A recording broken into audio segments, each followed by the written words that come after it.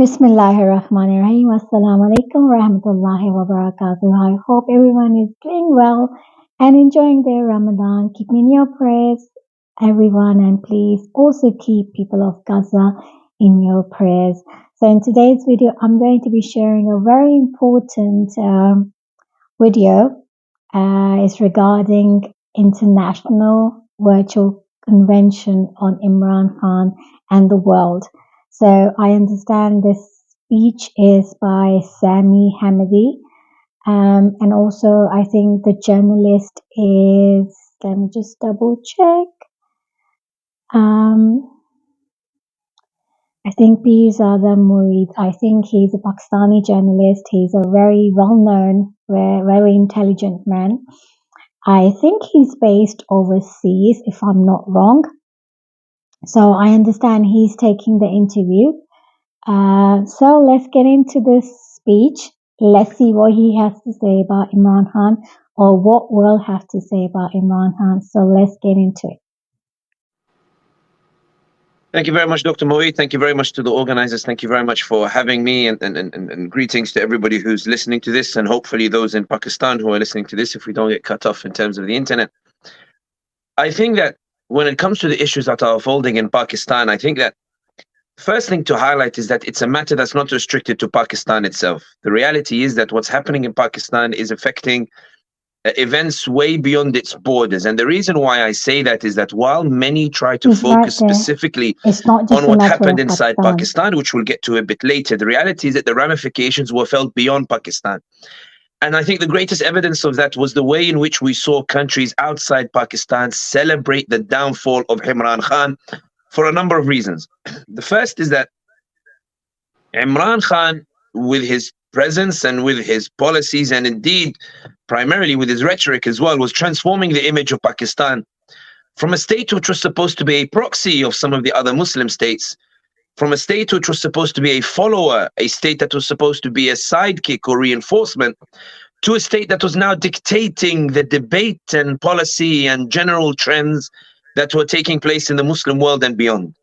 You'll remember, for example, Imran Khan's speech at the United Nations, which while many tried to suggest that it was only a matter of words, the reality is that those words deeply resonated with the Muslim ummah that was thirsty for a representative that could eloquently convey its views on the international stage in a way that did not necessarily make the Muslims look as if they were essentially paranoid or angry people, but in a way that presented them as very objective, logical thinkers that had legitimate grievances with the way in which many in the Western world approached issues. We saw that Imran Khan, for example, had navigated Pakistan from being considered part of one particular orbit of politics, whether that's in the Muslim world or indeed in the wider world, to one in which Pakistan became a much more independent thinker, independent operator, positioning itself as part of a wider community within which it was able to position itself as a key driver. By that I reference, in particular, we saw the issue of the Kuala Lumpur summit, which upset some in the Middle East in particular, that Imran Khan would dare to try to renegotiate the relationship between Pakistan and certain Middle East states from a relationship of dependency to a relationship of equal self-respect. The reason why I start with that is to highlight why somebody who is not Pakistani and outside Pakistan is showing a very great interest in what's happening inside Pakistan, because the outcome or the conclusion of what happens inside Pakistan to the fate of Imran Khan in particular will affect the trends that we see in the Muslim world and beyond. I think that the easiest way for those of us outside Pakistan to understand what's happening to Imran Khan is to put ourselves in the shoes of the establishment itself that has tried to imprison Imran Khan. And I will do something audacious. Let's try to put myself in the position of the establishment, and that's perhaps the best way, I think, to explain what has happened to Imran Khan. An establishment has been in power and entrenched itself for many years, perhaps even decades. And it has a certain way of governing Pakistan or the like. So Imran Khan comes to power. Imran Khan starts to speak a bit too loudly about issues relating to Palestine and Kashmir. And that is affecting our relationship with Saudi Arabia and the UAE, which are trying to pursue warmer ties with India and trying to pursue warmer ties with the Israelis. And there is clear agitation that in every OIC summit, Imran Khan insists on speaking on the Muslim issues that matter, keeps repeating Kashmir, Palestine, Kashmir, Palestine. And these states are saying to Imran Khan, you need to tone it down, because when you talk about Kashmir, you're affecting our relations with India. And when you are talking about Palestine, we're Yeah, trying Imran to Khan is very normalize with the vocal Israelis. about You Kashmir need to and stop talking Palestine, about these issues of justice. as You need to opposed to learn any to other be Muslim quiet and to leader. follow the trend, not to be somebody who sets the debate. You are putting us in an uncomfortable position in public opinion. But Imran Khan refused to do so. Imran Khan continued to shout from the hilltops that we need to talk about these issues because they are the issues that matter. The establishment finds itself in a position whereby where it prefers a relationship of dependency, Imran Khan is now arguing for a relationship of equal respect, and that is causing a shift in that the people are resonating with Imran Khan. Those who never took an interest in Pakistan are now resonating with Imran Khan. Those who never thought Pakistan could be a leader in the Muslim world are now looking at Pakistan in terms of raising the issues that matter, that the rest of the Muslim world are sort of setting aside, and that's causing issues for the establishment in that they find themselves increasingly incapable of pushing back against Imran Khan because he's enjoying this external popularity. Imran Khan is aware that he's becoming more popular as he's raising this language and the like.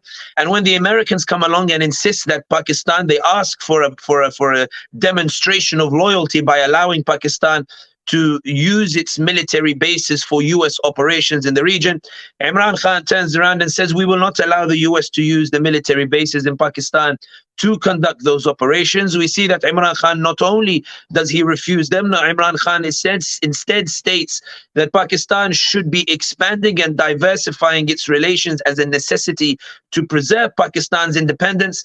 The establishment That becomes was an increasingly interview when he concerned that said Imran Khan is going absolutely from not to somebody of a man anything, of rhetoric to a how statesman who is Pakistan actually trying to territory pursue is not or going to be navigate used rough waters to for try to any guide other third Pakistan towards a country to position come in which into it the is able to assert its into interest in the a manner that territory of doesn't leave it Pakistan and dependent use their on those bases. who prefer it to be secondary in the relationship. So when Imran Khan finally uses, or not finally, but begins to use his democratic powers to begin to assert himself as the legitimate prime minister of the state, we see this backlash from the establishment that is so outraged that a democratically elected leader would actually use his powers for the sake of Pakistan instead of following orders. They are so horrified by the notion that the people can decide a leader. They are so horrified the idea that a democratic election can produce a leader who would actually use those democratic powers in a way in which he leverages the people for the sake of what he's trying to achieve, that they decide to orchestrate this vote of no confidence to topple Imran Khan, to say that, listen, in this country, it's not the people who decide. In this country, it's not the people who choose. We choose for the people. We don't allow the masses to choose. And so Imran Khan, who was trying to lean on the people in order to push back and in order to establish himself, found himself ousted in a vote of no confidence, assisted by political parties that were upset that the people preferred Imran Khan over them. Political parties that should have stood with Imran Khan and acknowledged that there should be respect for the democratic mandate, that saw what was happening to Imran Khan and knew that Imran Khan was being targeted for no other reason than that he was using his democratic powers as a democratically elected leader should be. The parties, instead of saying we should stand by on principle with Imran Khan, turned around and got very hungry and said, this is our opportunity to finally support this removal of a popular leader so that we are the only choices to the people and they won't necessarily choose the person that they want, something that will be a dark stain on every political party that voted with the vote of no confidence to topple Imran Khan when they knew why he was being voted out. The issue, however, for the establishment is that the people refuse to be quiet. Instead of the Imran Khan quietly going back home, we saw the Pakistanis take to the streets and challenge the establishment. We saw thousands take to the streets. We saw tens of thousands, in some cases hundreds of thousands, taking to the streets, demanding that Imran Khan be respected as the democratically elected leader. And for the establishment, this posed a crisis, primarily because with all these people on the streets and these people refusing to go home, it makes it very difficult to orchestrate a political scenario in which you can argue that Imran Khan was somebody who should have been thrown out. And that's why we saw arguably the most clumsy a series of events that took place to try to remove Imran Khan's popularity. We saw more than 175 charges levied at Imran Khan, which would later become 200 plus. And essentially, the establishment threw anything at Imran Khan, hoping something would stick. There were charges of terrorism, charges of corruption, charges of tweeting, charges of Facebook, charges of insulting a judge, charges of taking a gift and not declaring it. Anything that they could find in the book in terms of trying to make it stick with Imran Khan, they threw it not in the belief that he was actually guilty of any of it, but in the hope that perhaps any of it will stick, whereby they might be able to cast doubt on somebody whose image in the Pakistani mentality and indeed abroad beyond Pakistani's border was seen as somebody who, even if perhaps he did not have the power everybody wished he had, was certainly seen as sincere and honest, and being targeted by insincere individuals who were concerned at the potential that Imran Khan was going to achieve for Pakistan. And on this particular point, it's important to emphasize the potential that Imran Khan might have achieved for Pakistan. And the reason why I say that is because it's important to note that in those 3 years of Imran Khan, Pakistan's image abroad transformed exponentially.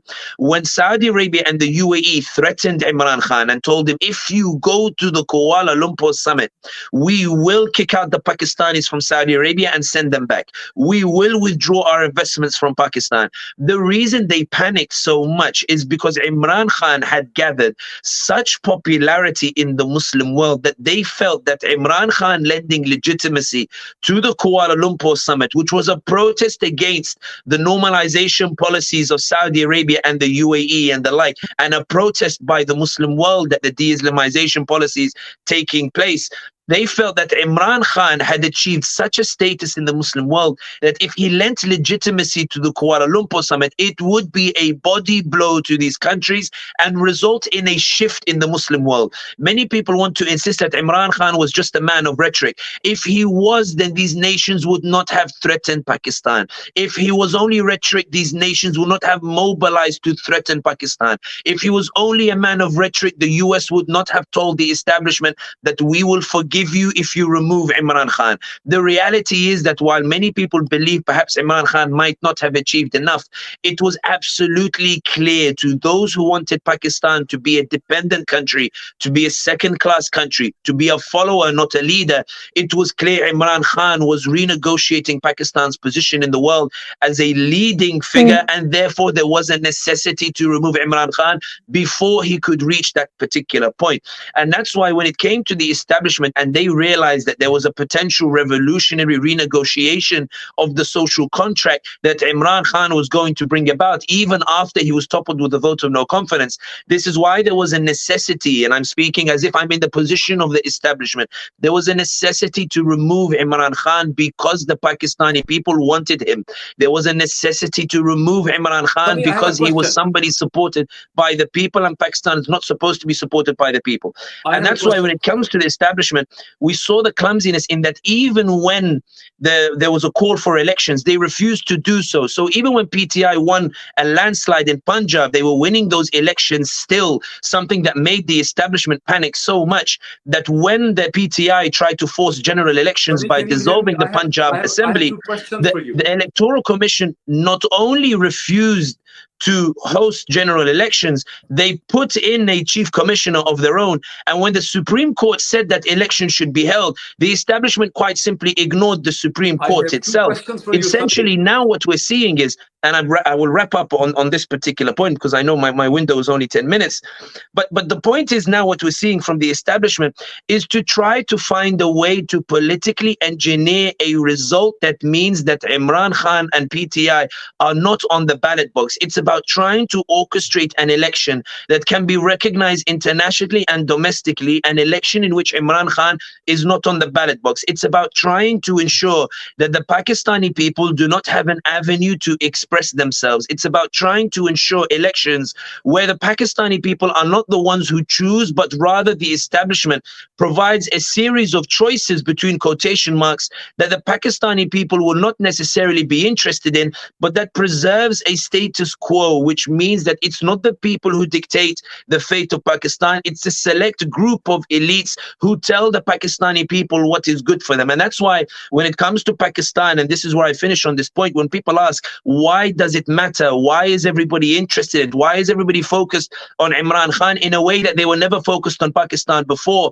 It's because if the establishment successfully managed to orchestrate elections and results where there is no PTI or Imran Khan, then it would essentially be a victory of an establishment over the popular will. It will be an issue where the Pakistani people have been subjugated by a minority that was terrified that the Pakistani people would actually express their desire for self-determination and free will. This is a battle for the future of Pakistan and the identity of Pakistan.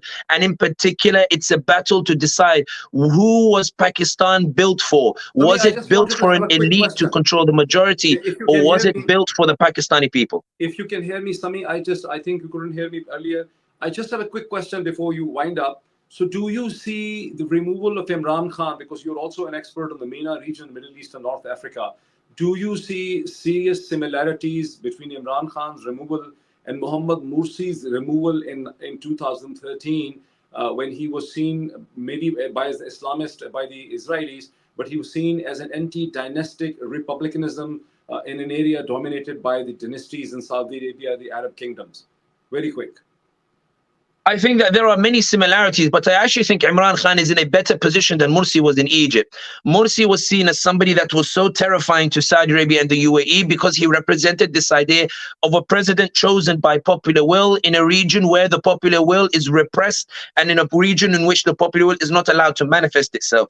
But by the time Morsi was toppled, the media had successfully managed to create this polarization whereby there was either extreme love or extreme hate of Morsi, and that resulted in an inability to engage more people on the streets that might have rescued Morsi.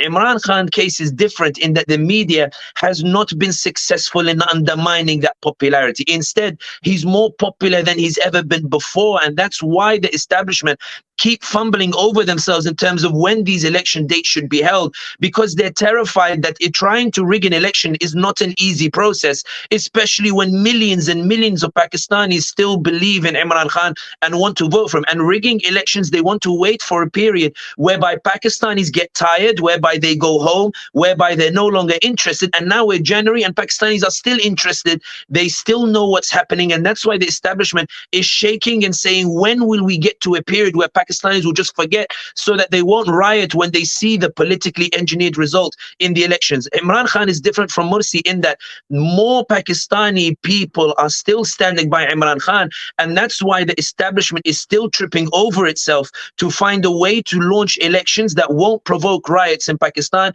They've announced February, but it may not even happen in February because at this moment in time, Imran Khan is still the main story, even as they try to prevent any mention of Imran Khan in the public.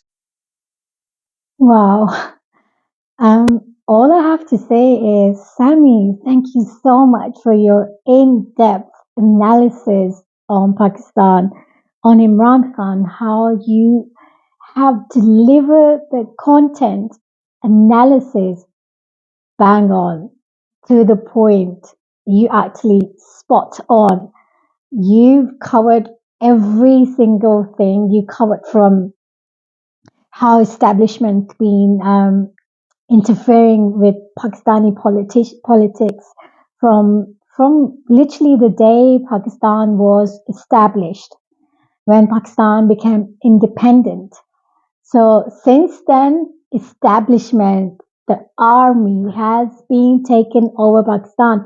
But fortunately, credit goes to Imran Khan because he made us aware how army is actually taking huge interest in politics in Pakistan. They have they have huge um their own issue, their own agendas. So that's why there's so much interfering into politics where they should just be, army's place is just to be on the borders. What are they doing in politics? I don't understand this. So yeah, this credit goes to Imran Khan. He actually made us all aware that army is the main culprit in Pakistan. and his analysis on how much his personality, his character was liked by millions and millions of people throughout the world. He was becoming um, a favorite Muslim leader amongst all the Muslim leaders. So that kind of, I think, made other Muslim countries, he just mentioned Saudi and United Arabs, made little bit maybe scared. I don't know. So they were like, because he was constantly talking about Kashmir and he was always talking about Palestine. So maybe they were like, okay, if he's going to stay, I think our position is going to be with hoo-ha. So that's why I feel this is just my own personal analysis. Maybe they just, but they all got together and they must be like, okay, let's approach army, because the army's always been in that situation to topple people over. Even in the past, even before Imran Khan was a prime minister, army has always toppled over all these democratic leaders in the past. So I think his analysis on Pakistan is bang on.